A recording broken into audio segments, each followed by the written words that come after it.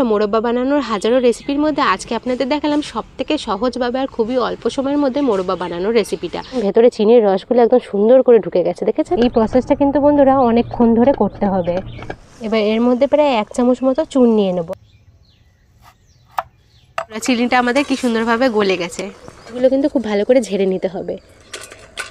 আপনারা আওয়াজ শুনছেন কতটা কুচকুচে হয়েছে, কতটা রসালো, একদম চিকচিক করছে, দেখেছেন? এই দেখুন। চলো চলো চলো।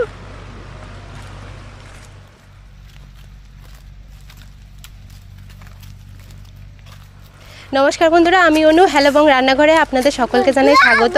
বন্ধুরা, প্রত্যেক দিনের মতো আজকেও নিয়ে চলে এসেছি দুর্দান্ত একটা রেসিপি ভিডিও নিয়ে। আর দেখুন, এত বড় একটা চাল কুমড়ো নিয়ে এসেছি। দেখেছেন কত বড় সাইজের একটা চাল কুমড়ো, আমাদের বাড়ির গাছে হয়েছিল, রেখে দিয়েছিলাম। আজকে আপনাদেরকে দেখাবো চাল কুমড়ো দিয়ে কীভাবে মোরব্বা তৈরি করে, আর একদম সহজ পদ্ধতিতে দেখাবো। আজকে মোরব্বাটা বানাতে গেলে কিন্তু কোনো রকম রোদে শুকানোর ঝামেলা করতে হবে না। তো বন্ধুরা চলুন, আশা করছি আপনাদের আজকে ভিডিওটা ভালো লাগবে। চলুন বন্ধুরা, রান্নাঘরের দিকে যাই।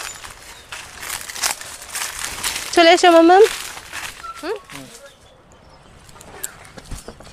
কি ভারী চাল কুমড়োটা। বন্ধুরা, চাল কুমড়োর মোরব্বা হোক কিংবা চাল কুমড়োর বড়ি, একটা কিন্তু ভালো চাল কুমড়ো লাগবে। আর দেখুন, চাল কুমড়োটা একদম সাদা হয়ে গেছে, দেখেছেন? এটা কিন্তু পুরো রেডি চাল কুমড়োর মোরব্বা তৈরি করবার জন্য। আর মোরব্বা তৈরি করতে কিন্তু ঠিক এই রকম টাইপেরই চাল কুমড়ো আমাদের লাগবে। আর দেখুন গায়ের মধ্যে দেখুন, এই দেখুন পুরো সাদা হয়ে যাচ্ছে, দেখেছেন? ঠিক এরকমভাবে দেখুন পাউডার ছাড়ছে, দেখেছেন? পুরো একদম পুষ্ট হয়ে গেছে চাল কুমড়োটা। এরকমই চাল কুমড়ো কিন্তু আমাদের লাগবে চাল কুমড়োর মোরব্বা তৈরি করবার জন্য। এবার বন্ধুরা, এই চাল কুমড়োটা আমি কেটে নেব। আর ভীষণ ভারী বাবা, পুরো ছাঁচা চাল কুমড়ো। আমাদের বাড়িতে বন্ধুরা মেয়েরা চাল কুমড়ো কাটে না, তার জন্য আমার হাজব্যান্ডকে আমি ডেকে নেবো, চাল কুমড়োটা কেটে দেবে আর কি। বলো। এবার বন্ধুরা কুমড়োটা কেটে নেব।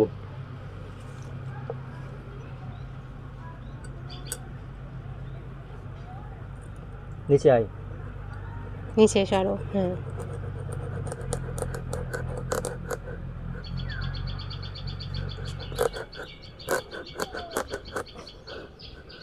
ভীষণ ভারী কুমড়ো, বলো। ভীষণ ভারী আর বড় না, পুরো পাকা। দেখুন বন্ধুরা, আমি এরকমভাবে কুমড়োটা কেটে নিয়েছি। আর দেখুন পুরো একদম পাউডার হয়ে গেছে, মুখে মেখে না হয় পাউডারটা। না, ঠিক আছে, চলো, হয়ে গেছে। বন্ধুরা দেখুন, আমি এরকম দুটো টাইপের টুকরো করতে বললাম, দেখেছেন? তাহলে কি হবে, চাল কুমড়োর যে শেপটা হবে সেটা খুব সুন্দরভাবে হবে। এটা তো অনেকটা বড় চাল কুমড়ো, তাই আমার গোটাটা লাগবে না। এই আর্ধেকটা রেখে দেবো, চাল কুমড়োর বড়ি দেবো, আর আর্ধেকটা দিয়ে মোরব্বা বানাবো। এই আর্ধেকটা কালকে বড়ি বানাবো, এই জন্য রেখে দেবো। এই আর্ধেকটা আমি কেটে নেব। ভীষণ শক্ত বাবা, পেকে গেছে না।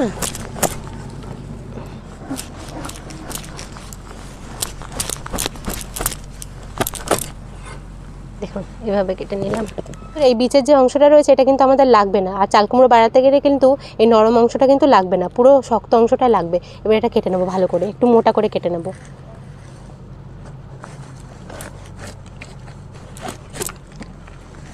আর একটু কাটতে হবে।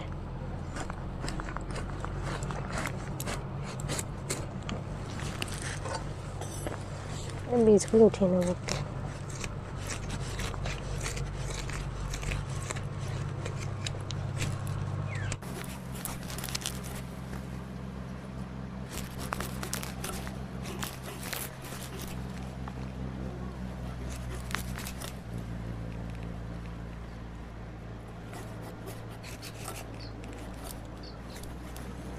বন্ধুরা দেখুন, আমি সব কটা চাল কুমড়ো কেটে নিয়েছি। আর আমি এরকমভাবে কেটেছি, দেখুন একটা কিন্তু সবুজ অংশ নেই, খুব ভালো করে কিন্তু ছোকা ছাড়াতে হবে, দেখেছেন? আমি কেটে নিয়েছি।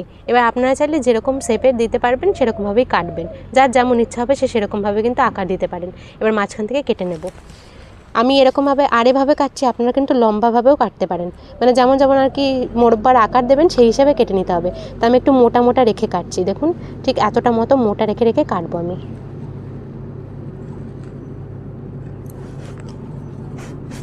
দেখুন ঠিক এরকম মোটা রেখেছি।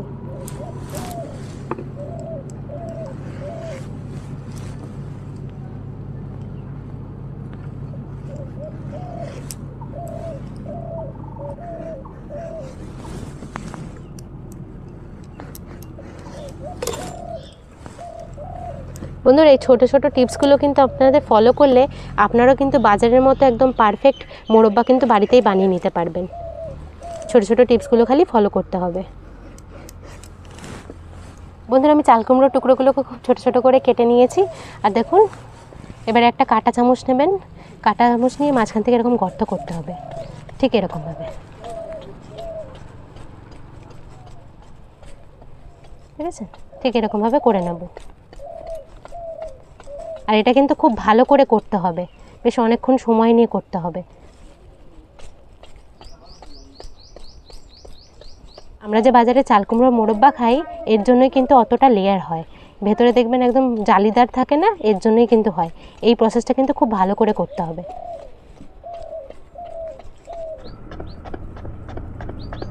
এই প্রসেসটা কিন্তু বন্ধুরা অনেকক্ষণ ধরে করতে হবে আর খুব ভালো করে কিন্তু করতে হবে, নাহলে কিন্তু মোরব্বার যে রসটা বানাবেন সেটা কিন্তু ভেতরে যাবে না ঠিক করে। বন্ধুরা দেখুন মোরব্বাগুলো খুব ভালো করে ফুটো করে নিয়েছি, দেখুন কি সুন্দর জালি হয়েছে ভেতরে, দেখেছেন? ঠিক এইভাবে কিন্তু প্রত্যেক কটা মোরব্বা ফুটো করে নিতে হবে কাঁটা চামচ দিয়ে কিন্তু। দেখুন এই দেখুন বাইরে থেকেও বোঝা যাচ্ছে, আমি কিন্তু বাইরের দিকটা একদম পুরো ফুটো করিনি, ঠিক আছে? বাইরের দিকটা কিন্তু পরিষ্কার রেখেছি আর ভেতরের দিকগুলো করে নিয়েছি। দেখুন কি সুন্দরভাবে, দেখেছেন? দেখুন এবার দেখুন ঠিক এরকম দেখুন জল বেরোবে, তখনই কিন্তু ভালো করে ছিদ্রগুলো হয়ে গেছে। দেখুন পুরো একদম নরম হয়ে গেছে আর দেখুন জল বেরোচ্ছে, দেখেছেন? দেখুন আমাদের চাল কুমড়োগুলো কিন্তু রেডি পুরো। বন্ধুরা এবার একটা বড় সাইজের কিন্তু গামলা নিয়ে নিতে হবে, এর মধ্যে দিয়ে দেবো অনেকটাখানি জল, জলটা কিন্তু বেশি নিতে হবে। দেখুন এবার এর মধ্যে প্রায় 1 চামচ মতো চুন নিয়ে নেবো, আমরা যে খাওয়ার চুন খাই সেটা নিয়ে নেব, কিছুটা নিয়ে নিলাম, এই এতটা মতো লাগবে। ভালো করে এবার এই চুনটা গুলিয়ে নেব।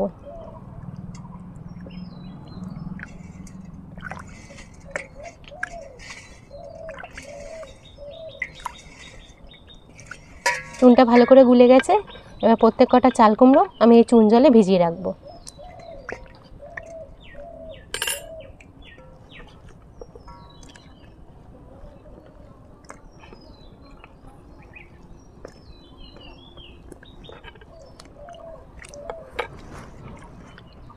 ধরো আমি চাল কুমড়োগুলোকে তো চুন জলে ভিজিয়ে রেখে দিয়েছি, এবার ভিজিয়ে রেখে দেবো 10 থেকে 12 ঘন্টা মতো।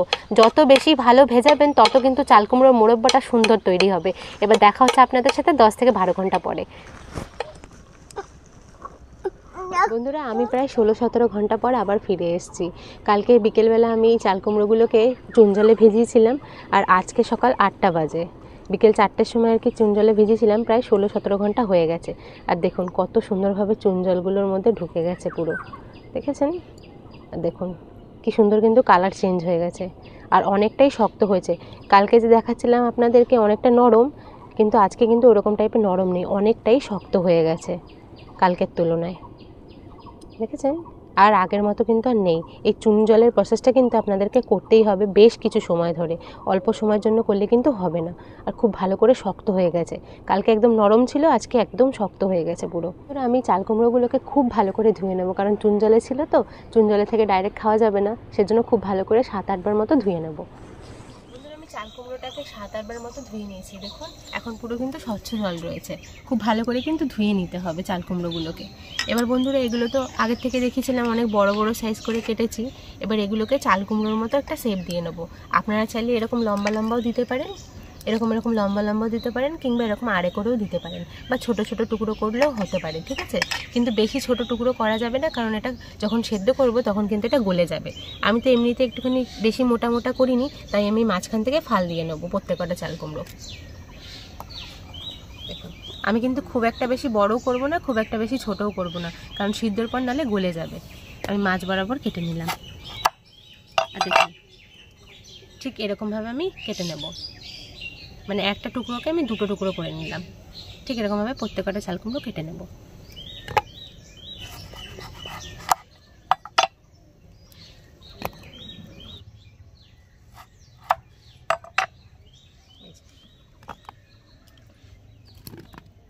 আমার চাল কুমড়োগুলো দেখুন কাটা হয়ে গেছে। এই দেখুন কি সুন্দর দেখতে লাগছে, দেখুন পুরো মনে হচ্ছে না বাজারের চাল কুমড়োর মোরব্বা বানিয়েছি। এখনই মনে হচ্ছে মোরব্বার মধ্যে। দেখেছেন আমি ছোট বড় বিভিন্ন টাইপের সাইজেরই কেটে নিয়েছি। বাজারে যেরকম এরকম চৌকো চৌকো থাকে আমি ওরকমভাবেই কেটে নিয়েছি চাল কুমড়োগুলোকে। আর দেখুন কত সুন্দর লাগছে, তাই না? আর দেখুন বন্ধুরা, চাল কুমড়োটাকে সিদ্ধ করবার জন্য উনুন জ্বালিয়ে নিয়েছি আর তার মধ্যে পর্যাপ্ত পরিমাণ আমি জল দিয়ে নিয়েছি। এবার এই চাল কুমড়োগুলোকে আমি দিয়ে দেবো আর সিদ্ধ করে নেবো।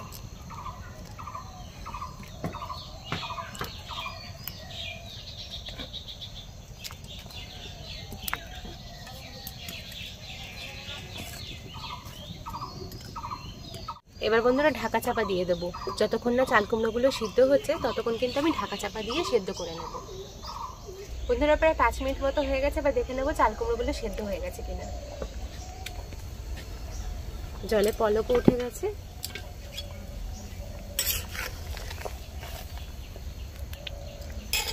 এবার বন্ধুরা এরকম টাইপের একটা ঝাঁটার কাঠি নিয়ে নিয়েছি চাল কুমড়োটা সেদ্ধ হচ্ছে কিনা সেটা দেখবার জন্য।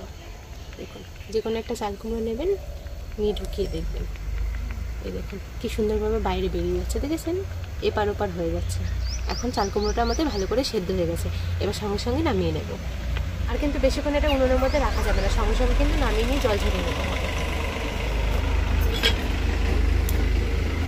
আমি এটাকে কিন্তু আর গরম জলের মধ্যে রাখবো না, এবার উঠিয়ে নেব। বন্ধুরা আমি চাল কুমড়োটাকে গরম জল থেকে বের করে নিয়েছি আর একটু জল ঝরিয়ে নিয়েছি। এখন কিন্তু এই পর্যায়ে কিন্তু চিনি মিশিয়ে নিতে হবে। এটা কিন্তু হালকা হালকা গরম রয়েছে, ঠিক আছে বন্ধুরা? আমি চাল কুমড়োটাকে মেপে নিয়েছি। এখানে প্রায় 1 কেজি মতো চাল কুমড়ো আমাদের আছে, ঠিক আছে? এবার এই 1 কেজি চাল কুমড়োর মধ্যে কিন্তু আমাদের 1 কেজি মতো চিনি দিয়ে দিতে হবে। চাল কুমড়ো আর চিনির মাপ কিন্তু সমান সমান রাখতে হবে, ঠিক আছে? এখানে 1 কেজি চিনি আছে, আমি দিয়ে দেবো।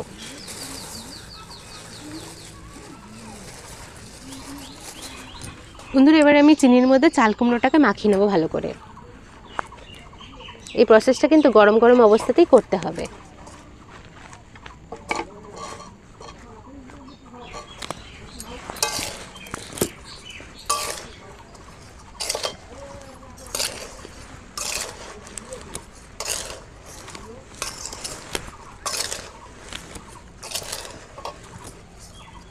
বন্ধুরা চাল কুমড়োতে একটা গন্ধ ছাড়ে, তার জন্য দেখুন 5-6টা মতো এলাচ নিয়ে নিয়েছি। আর এই এলাচগুলোকে আমি ফাটিয়ে নিয়েছি। এবার এর মধ্যে দিয়ে দেবো। আর দেখুন আমাদের চিনিগুলো কিন্তু খুব ভালো করে মাখানো হয়ে গেছে। এখনই দেখুন কীরকম চিনিগুলো গলতে শুরু করেছে, দেখেছেন? চাল কুমড়ো কিন্তু আমি গরম অবস্থাতেই দিয়েছি। এবার আমি উনুন জ্বালিয়ে নিয়েছি, এবার উনুনের মধ্যে বসিয়ে নেব। আর এর মধ্যে কিন্তু কোনো রকমের জল আমি ব্যবহার করছি না। চাল কুমড়োর মধ্যে থেকে জল বেরোবে, সেই জলে কিন্তু এই চাল কুমড়োটা তৈরি হবে। দেখুন বন্ধুরা চিনিটা আমাদের কি সুন্দরভাবে গলে গেছে, দেখুন। আর চাল কুমড়োর ভেতর থেকে যে জলটা বেরিয়েছিল সেটা এখন ঢাকা করতে হবে না বাবা, দাঁড়াও। দেখুন বন্ধুরা চাল কুমড়োর থেকে যে জলটা বেরিয়েছিল আর চিনিটা গলে যেটুকুনি জল হয়েছে তাতেই কিন্তু এই চাল কুমড়োগুলো সিদ্ধ করে নিতে হবে খুব ভালো করে। আর এই সময় কিন্তু ঘন ঘন নাড়লে হবে না, এটাকে এইভাবে ছেড়ে দিতে হবে। কারণ চিনির রস তো বেশ কিছুক্ষণ সময় নিয়ে গলবে, তার জন্য এটাকে এরকমভাবেই রেখে দিতে হবে। এইভাবেই ছেড়ে দেবো। আর মাঝে মাঝে আমি নাড়িয়ে নেবো একটুখানি। দেখুন বন্ধুরা আমাদের চিনিগুলো প্রায় শুকিয়ে এসছে। এখন কিন্তু ঘন ঘন নাড়াতে হবে। আর দেখুন আমার মেয়েকে আমি খাওয়াতে গেছিলাম, একটুখানি মানে নিচে লেগে গেছে, দেখুন কিছুটা লাল হয়ে গেছে। আপনারা কিন্তু এই ভুল কাজটা করবেন না। চিনি যখনই দেখবেন গলে গলে মানে চিনি যখনই দেখবেন একটু শক্ত আসছে, ঘন ঘন নাড়াতে থাকবেন। বন্ধুরা আমি উনুন থেকে মোরব্বাগুলো নামিয়ে নিয়েছি। আর দেখুন কী সুন্দরভাবে মোরব্বাগুলো তৈরি হয়ে গেছে। বন্ধুরা আমি একটা ভুল কাজ করেছি, আমার মেয়েকে আমি খাওয়াতে চলে গেছি, আমার মেয়ে তো ছোটো, দেখুন চিনিটা একটুখানি লালচে টাইপের হয়ে গেছে। এটা বেশি আঁচের জন্য আর কি চিনিটা লালচে টাইপের হয়ে গেছে, ঠিক আছে? এটার সাথে কিন্তু মোরব্বা টেস্টের কিন্তু কোনো পরিবর্তন হবে না, শুধু লালচে টাইপের লাগছে চিনিটা। মোরব্বাগুলো কিন্তু দেখুন সাদাই হয়েছে, দেখুন, ঠিক আছে? দেখুন শুধু চিনিটা একটুখানি জ্বলে গেছিলো আর কি, এর জন্য একটু লালচে টাইপের হয়ে গেছে। জ্বলে গেছে মানে কি বেশি আর কি ফোটানো হয়ে গেছিলো, দেখুন। এবার আমি নামিয়ে নেবো এগুলো। বন্ধুরা আপনারা একটা জিনিসের ধ্যান রাখবেন, যখন চিনিগুলো অনেকটা কমে আসবে তখন কিন্তু ঘন ঘন নাড়াবেন। আসলে আমি তো মেয়েকে খাওয়াতে চলে গেছিলাম, তার জন্য একটু সমস্যা হয়ে গেছে। দেখুন আমাদের পুরো পারফেক্ট মোরব্বা তৈরি হয়ে গেল চাল কুমড়ো দিয়ে। বাজার থেকে আর কিনেই খেতে হবে না এই মোরব্বা যদি বাড়িতে বানিয়ে দেন। এটা যতটা স্বাস্থ্যকর ততটাই কিন্তু সুস্বাদু খেতে। বন্ধুরা চিনিগুলো কিন্তু খুব ভালো করে ঝেড়ে নিতে হবে। আপনারা আওয়াজ শুনছেন কতটা কুচকুচে হয়েছে।